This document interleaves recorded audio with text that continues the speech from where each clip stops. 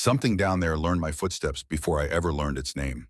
By the time I realized I wasn't alone in the cellar, it was already listening for me.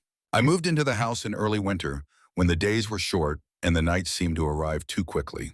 It was old but cheap, and that mattered more to me at the time. The landlord warned me the cellar was unfinished and damp, nothing more than storage.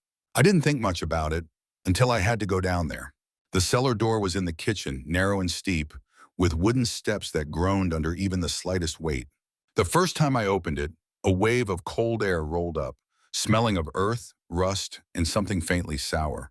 I told myself it was just age and moisture. The light switch was at the top of the stairs.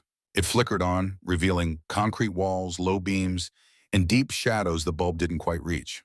I went down to grab a box, trying not to think about how quiet it was. No street noise, no pipes, just the sound of my own breathing. Halfway down, I heard it, a soft movement. Not a footstep, more like something shifting its weight. I froze, listening. The sound stopped. I laughed nervously and finished what I was doing, but I hurried back upstairs and locked the door behind me.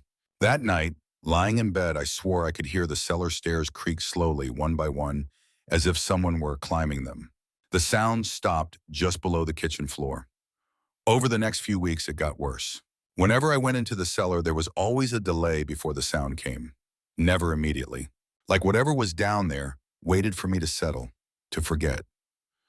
One evening, the bulb burned out while I was at the bottom of the stairs. Total darkness. In the silence, something exhaled close enough that I felt it against my neck. I ran. The next day, I found muddy footprints at the base of the stairs.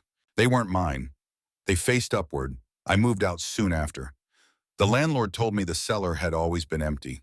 But sometimes when I wake up at night, I still hear slow footsteps counting the steps, as if something is trying to remember the way back up.